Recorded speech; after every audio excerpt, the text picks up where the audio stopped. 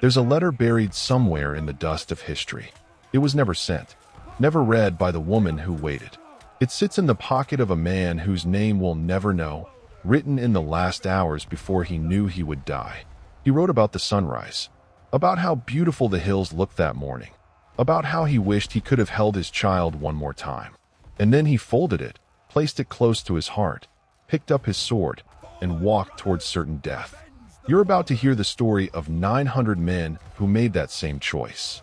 They stood on a hill, knowing they wouldn't leave it alive. They could have run. They could have surrendered, but they didn't. And because of that, the world changed. If you skip this story, you're walking past that letter. You're turning away from the men who bled into the earth so you could stand on solid ground today. Don't let their sacrifice be forgotten. Subscribe. Bear witness. This is their story. The year was 1305. The Mongol Empire stretched like a nightmare across the known world. From the Pacific to the edges of Europe, entire kingdoms had been erased. Cities burned. Populations slaughtered. The Mongols didn't just conquer land, they conquered fear itself. When their horsemen appeared on the horizon, kings abandoned their thrones. Armies melted into the forests. Mothers told their children to be silent, because even a whisper might draw the wrath of the great Khan. And in the heart of this terror, in the rugged mountains of the Caucasus, stood a small fortress. A hill. Nothing more. No grand walls. No legendary defenses. Just rock, dirt, and a handful of men who had nowhere left to run. This hill had no name that history remembers. It wasn't marked on maps. It wasn't famous for anything except what was about to happen. It overlooked a narrow pass, a critical route through the mountains. Whoever controlled that pass controlled the flow of trade, armies, and information between the eastern and western edges of the Mongol domain. For years, it had been a quiet place. A place where shepherds grazed their flocks and travelers rested before continuing their journey. But in the spring of 1305, it became the stage for one of the most defiant stands in military history. The defenders were not soldiers in the traditional sense. They were not professional warriors trained in the academies of great empires. They were farmers, blacksmiths, merchants, men who had once lived ordinary lives in the valleys below. But the Mongols had come. Their villages had been burned. Their families had been scattered or killed. And so they had fled to the hill, because it was the only place left. They numbered 900. Maybe a few more. Maybe a few less. History doesn't record their names. It doesn't tell us where they came from or what language they spoke. But it tells us what they did. Their leader was a man the chroniclers called David. Some sources say he was a minor noble. Others claim he was simply a man who knew how to fight and how to inspire others to fight beside him. He was not young. His beard was gray. His hands were scarred from years of labor and war. But his eyes burned with something that couldn't be extinguished. When the men gathered on that hill, exhausted and terrified, it was David who stood before them and said the words that would echo through the centuries. He didn't promise them victory. He didn't tell them they would survive. He simply said this: "We hold this hill, not for glory, not for conquest, but because if we don't, there is nothing left." The Mongol army that approached was commanded by a general named Kutlov. He was a veteran of a dozen campaigns. He had seen the walls of Baghdad fall. He had ridden through the burning streets of Kiev.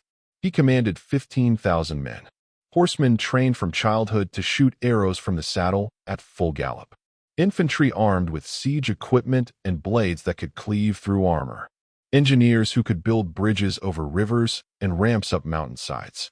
Kutlov looked at the hill and saw an inconvenience, a minor delay. He expected to sweep the defenders aside in an afternoon and continue his march. He had no idea he was about to face 9 days of hell. The hill itself was the defenders' greatest weapon. It was steep, rocky. The sides were covered in loose stones that shifted underfoot. There was only one path up, a narrow trail that twisted and turned, barely wide enough for 2 men to walk side by side. At the top, the defenders had built crude fortifications, piles of stones, sharpened wooden stakes, ditches dug into the earth. Nothing sophisticated, nothing that would impress a military engineer. But it was enough, because the hill forced the attackers to come at them slowly, in small groups, exhausted from the climb. And at the top, the defenders waited. On the first day, Kutluff sent a messenger. The man rode up the trail under a white flag, shouting the terms of surrender. Lay down your arms. Swear loyalty to the Khan. You will be spared. The defenders listened in silence. Then David stepped forward. He looked at the messenger for a long moment. Then he picked up a stone, the size of a fist, and hurled it down the hill. It struck the ground near the messenger's horse, sending up a cloud of dust. The messenger understood. He turned and rode back down. And the battle began. The Mongols attacked in waves. The first came at noon. 100 horsemen dismounted at the base of the hill and began the climb, shields raised, swords drawn. The defenders waited until they were halfway up. Then the sky turned dark with arrows. Not many. The defenders didn't have many arrows. But each one was aimed. Each one found flesh. Men screamed and tumbled backward, crashing into those behind them. The Mongols pressed forward. They reached the top. And there, in brutal hand-to-hand combat, the defenders met them with spears, swords, and sheer desperation. For 20 minutes, the hilltop was a swirling chaos of blood and iron. Then the Mongols broke. They retreated. 15 of them lay dead on the stones. The defenders had lost 3. Kutluff was not concerned. He had expected resistance. He ordered a second wave. This time, 200 men. They came from different angles, trying to divide the defenders' attention. But the hill was too narrow. They couldn't spread out. They were funneled into the same killing ground. Again, the defenders held. Arrows, stones, spears thrust down into the faces of men struggling up the slope. The Mongols retreated again. 20 more dead. The defenders had lost 5. As the sun set on the first day, Kutluff stood at the base of the hill and stared up at the tiny figures silhouetted against the sky. He had lost 35 men. The defenders had lost 8. The math was clear. If this continued, his army would bleed slowly. But he had 15,000 men. They had 900. Time was on his side. He ordered his men to make camp. Tomorrow, he would try something different. The second day began with fire.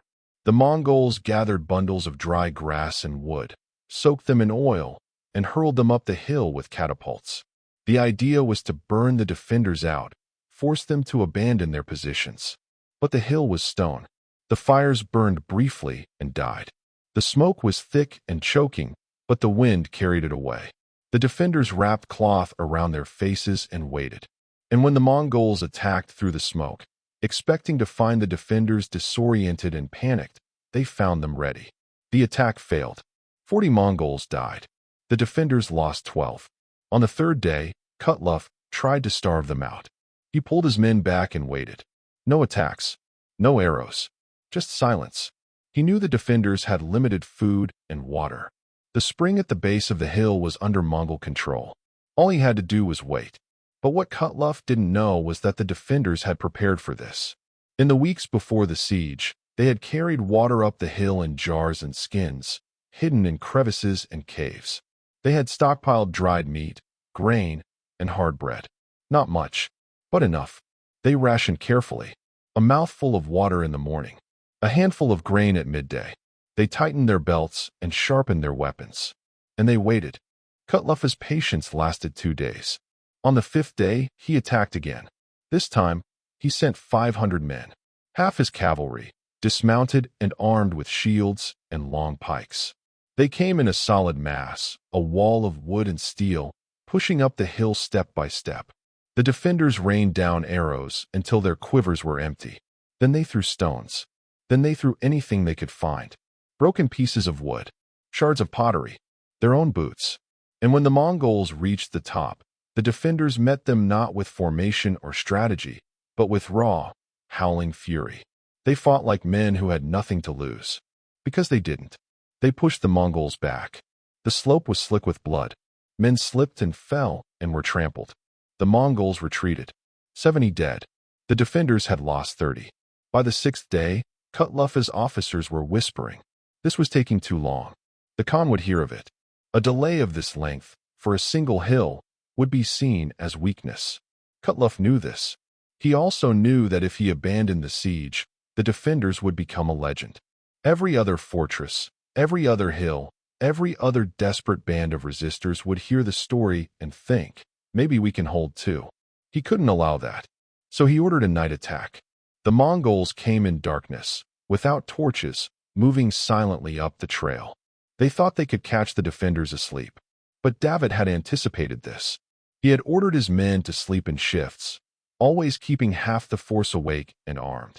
When the Mongols were 30 feet from the top, a defender kicked a pile of loose stones down the slope. The clatter echoed in the night.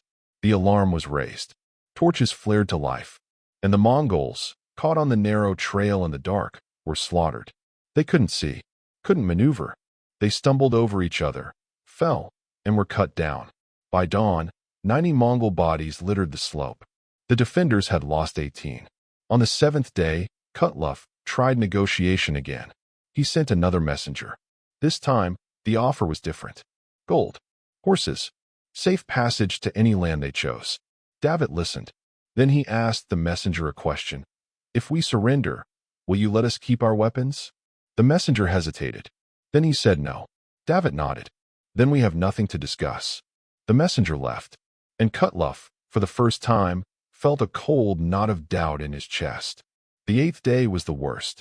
Kutlov threw everything at the hill. 1,000 men, attacking in relays, one wave after another, giving the defenders no time to rest or recover. The battle lasted from dawn until dusk. The defenders fought until their arms were numb, their throats raw from shouting, their vision blurred from exhaustion. They ran out of arrows. They ran out of spears. They fought with swords until the blades broke. Then they fought with their hands. Men grappled on the edge of cliffs, dragging each other down into the abyss. The hilltop was a charnel house. Blood pooled in the cracks between the stones. And still, the defenders held. When night fell, the Mongols retreated. 200 of them had died. The defenders had lost 120. On the morning of the 9th day, there were 762 defenders left. They were out of food, out of water. Their weapons were broken or lost. Many were wounded. Some could barely stand. David moved among them, speaking quietly to each man. He didn't give speeches. He didn't inspire them with grand words. He simply looked them in the eye and said, "One more day." And they believed him. Kutlov stood at the base of the hill and made his decision. He had lost over 600 men. His officers were angry. His soldiers were demoralized. The Khan's other generals would mock him. But more than that, he realized something that shook him to his core. He could take the hill, eventually, but it would cost him another 500 men, maybe more. And even if he won, even if he killed every last defender, the story would spread. The story of 900 men who held a hill against 15,000. The story of how the Mongol Empire, the greatest military force in the world, had bled for 9 days to take a worthless piece of rock. That story would do more damage than the loss of the hill itself. So Kutlov gave the order. Break camp. We're leaving. His officers stared at him in disbelief. Leave? Now. After all this. Kutlov didn't explain. He didn't need to. He simply turned his horse and rode away. And his army followed. The defenders watched from the hilltop as the Mongol camp was dismantled. They watched as the tents came down, as the fires were extinguished, as the great mass of soldiers began to move away down the valley. For a long time, they didn't speak. They didn't cheer. They just stood there, barely able to believe what they were seeing. Then, one by one, they began to collapse. Some sat down. Some lay flat on their backs, staring at the sky. Some wept, not from joy, from exhaustion, from relief, from the crushing weight of what they had just endured. David stood at the highest point of the hill, watching the Mongols disappear into the distance. His face was gray. His body shook with fatigue. But he didn't sit. He didn't rest. He waited until the last Mongol was out of sight. Then he turned to his men and said, simply, "We held." The story of the hill spread quickly. Within weeks, it had reached every corner of the Caucasus. Within months, it had traveled along the trade routes, whispered in marketplaces and taverns from Constantinople to Baghdad. The Mongols had retreated, not because they were defeated in open battle, but because a handful of men, ordinary men, had refused to surrender. That refusal had cost the Mongols something they could never recover: the illusion of invincibility. In the years that followed, other fortresses held out longer. Other cities resisted more fiercely because they had heard the story. They knew it was possible. The Mongol Empire, which had seemed unstoppable, began to fracture. Not all at once, not dramatically, but slowly, steadily, the cracks appeared. And historians would later trace some of those cracks back to a single moment. The moment Kutlov turned his horse and rode away from the hill. The 762 men who survived didn't become kings or heroes. Most of them returned to the valleys, rebuilt their lives, and died in obscurity. Some were too broken by what they had endured and never recovered. David himself lived for another 10 years, working as a stonecutter in a small village. When he died, he was buried in an unmarked grave. No monument, no inscription, just dirt and stone. But the hill remembers. Even now, if you travel to the Caucasus, if you ask the old men in the mountain villages, they will tell you about the place where 900 men held the line. They'll point to a rocky slope, unremarkable and weathered by time, and they'll say, "That's where it happened. That's where they refused to kneel." The letter was never sent. The woman never read it. The child never knew their father wrote those words. But the hill stands. And as long as it stands, the story endures. A story of 900 men who had every reason to run, every reason to surrender, and chose instead to hold. Not for glory, not for conquest, but because some things are worth defending, even when the cost is everything. The last hill, where 900 refused, and the world took notice.